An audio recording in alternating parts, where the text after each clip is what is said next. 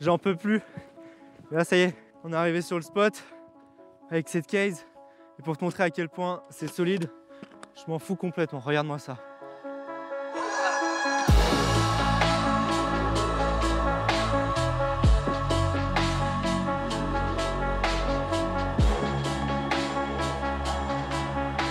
Il y a mon A7 IV et voilà le matos dedans. Donc je peux te dire que viens voir, viens voir. De toute façon c'est bien amorti par la neige, mais je peux te dire qu'à l'intérieur tout est nickel. Bon là j'avoue que c'était pas très impressionnant comme ça sur la neige, ça amortit bien. Du coup on va se mettre un peu plus en condition. Je vais pas la faire tomber jusqu'en bas, même si franchement je pourrais parce qu'il y a la route. Mais Nathan va jeter la case. Donc vas-y, jette-moi ça assez fort Nathan. C'est déjà un peu plus fort, mais bon bref, pour te dire que franchement c'est une mallette tout terrain, tu peux aller partout avec quoi. Allez, salut à tous, je pense que tu l'auras compris, dans cette vidéo on va parler de cette fameuse case de chez Nanook. C'est le modèle 935 Photo Kit, puisque oui, tu vas avoir plusieurs types de case avec plusieurs types d'intérieur en fonction de ton utilisation. Premier gros avantage de ce modèle de case 935, c'est qu'en fait elle est équipée de roulettes. Et ça, pour ceux qui ont déjà eu l'habitude d'utiliser des cases comme celle-ci, vous le savez, c'est très lourd. Donc d'avoir des roulettes comme ça, c'est vraiment un pur kiff, tu peux la transporter n'importe où. Alors là c'est sûr qu'on est sur la neige, donc ça roule beaucoup moins bien. Tu vois, ce qui est super pratique, c'est que dès que tu es sur du béton ou si tu es en intérieur que tu as besoin de rouler sur du parquet, et bien en fait on est vraiment sur des roues de roller, donc ça roule vraiment super bien. C'est pas des roulettes en plastique qui font vraiment un sale bruit et puis ça vibre n'importe comment. Non, là vraiment c'est vraiment super agréable. On a pas mal de poignées sur la case, ce qui fait que tu vas pouvoir la prendre un peu de partout, et surtout ces poignées se verrouillent, ce qui fait qu'elle se balade pas dans tous les sens, tu vois. Et surtout quand tu veux l'ouvrir, tu vas avoir deux gros loquets, et c'est des loquets qui sont sécurisés, donc c'est à dire que tu peux pas l'ouvrir comme ça. Il y a vraiment deux petits boutons sur lesquels il faut appuyer pour pouvoir hop les ouvrir, et puis là hop t'accèdes à l'intérieur de la case. À l'intérieur c'est vraiment super bien organisé, c'est ça que je kiffe sur cette marque. Alors tous les compartiments photos comme ça, c'est quelque chose qu'on retrouve chez pas mal de marques, notamment Pelicase. D'ailleurs on fera un comparatif avec une Pelicase, exactement la même taille, ça arrivera très bientôt sur la chaîne. Mais la grosse différence, c'est qu'en fait on va retrouver tous ces petits compartiments, ces petites pochettes qui sont transparentes, et tu vas aussi avoir un compartiment pour tout ce qui est MacBook et tout ça. Alors là j'ai mis un réflecteur parce qu'on va faire des photos juste après, et ça c'est vraiment super bien pensé, le fait que ça soit transparent, que tout est bien accessible. Surtout la qualité au niveau des matériaux, bah franchement c'est hyper premium. Hop, on peut repartir très rapidement. Là ici j'ai ma petite poignée, j'appuie sur un bouton, je vais avoir deux crans. Et puis après, bah voilà, c'est hyper pratique. Alors déjà, effectivement, comme je te l'ai dit en intro de vidéo, ça pèse quand même son poids, hein, environ 7-8 kg à vide. Voilà, donc c'est quand même pas tout léger non plus. Après, voilà, ça reste quand même dans la moyenne des cases sur le marché. Voilà, dès que tu as les roulettes, des poignées, etc.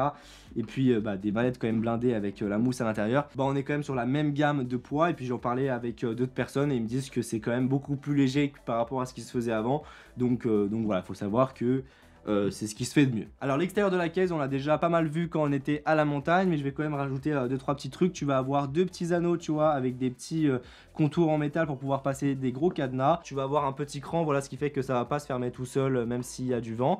Et puis à l'intérieur, bah, c'est vraiment super bien organisé. Alors là j'ai mis quand même pas mal de matos, ça n'a pas forcément énormément de sens puisque bah, la plupart de mon matos principal qui doit normalement aller dedans, eh bien est sorti pour pouvoir tourner cette vidéo. Alors il faut savoir que moi ma configuration je l'ai faite pour pouvoir mettre facilement deux boîtiers plus mes objectifs, etc. En sachant que j'ai une FX3 plus un A7 IV.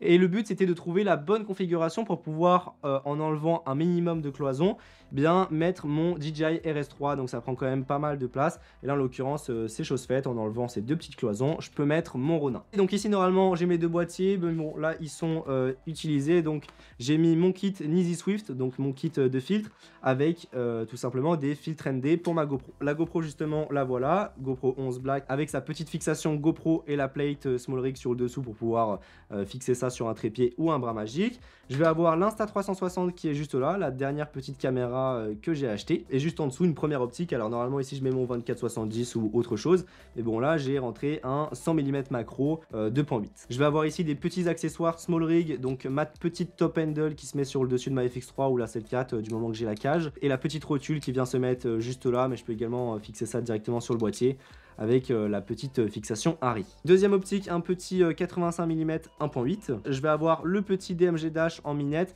avec un kit son, donc là les DJI mic avec des micro-cravates, etc. Enfin, ça rentre sans problème. Niveau moniteur, j'avais la place, j'en ai mis deux et j'aurais pu en mettre un troisième en forçant.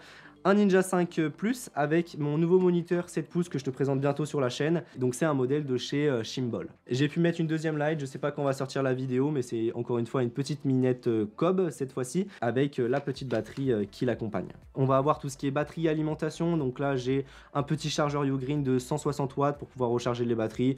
Et puis après pas mal de NPF, des batteries pour mes boîtiers Sony et une V-Lock qui est juste en dessous. Là ici j'ai pas mal d'accessoires, je vais avoir un color checker, une petite boîte avec toutes mes vis pour pouvoir faire tous mes montages. Puis j'ai également des petits USB-C coudés. Je vais avoir mon petit multitool, ça c'est indispensable, avec une petite plate Manfrotto en backup. Une petite poire pour les poussières, ça c'est indispensable.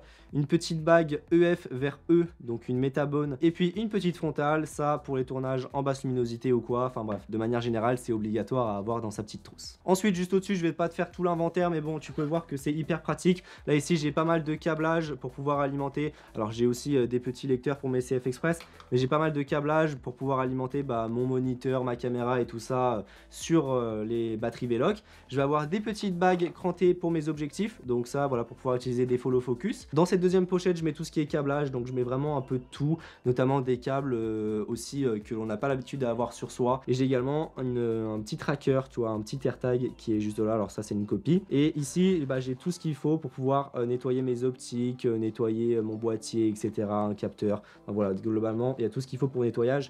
Puis j'ai également, tu vois, une petite pochette avec toutes les vis de backup. Et puis derrière, tu vois, il reste plein de place. Alors là, je pourrais mettre pas mal de trucs, un réflecteur, un iPad, plus un Mac. Enfin, vraiment, il y a vraiment beaucoup de place. Et puis, tu vois, là, il y a des petits scratchs. Et en fait, hop, il y a vraiment beaucoup de place, tu vois. Donc, et une fois que c'est vide, tu peux enlever ce petit module de la cloison. Et tu vois, on a l'intérieur de la case. Donc si tu as besoin de remplacer ce module-là, ou si tu as plusieurs types de cloisons, je ne sais pas, ou tu veux mettre de la mousse à l'intérieur pour changer la configuration, eh bien c'est possible. Hein. C'est pour moi la plus belle case, honnêtement, hein, que j'ai eu dans les mains, niveau qualité de fabrication et tout ça. C'est vraiment au top. Le seul truc que je pourrais reprocher, mais encore une fois, c'est à voir sur le long terme. Et puis dans le pire des cas, je te redirai ça juste après, mais cette case est garantie à vie. C'est au niveau des mousses. Comme tu peux le voir, on est sur une espèce de mousse qui ressemble à une pelote. Et j'ai un peu peur que ça s'effiloche avec le temps. Comme tu peux voir, ça fait pas mal de petits fils. Donc je ne sais pas, à voir ce que ça donne si on module beaucoup les cloisons, si ça finit par casser. On est sur une caisse que tu pourras retrouver aux alentours des 400-500 €, tout équipé comme ça avec les pochettes, les cloisons, etc.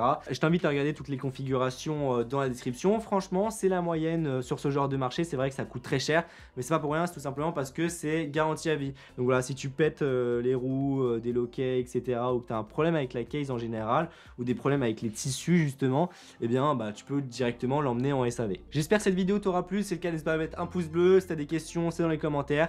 N'hésite pas à t'abonner pour en voir plus, à me suivre sur Instagram et à partager cette vidéo. Et puis sur ce, on se retrouve pour une prochaine vidéo. Allez, salut!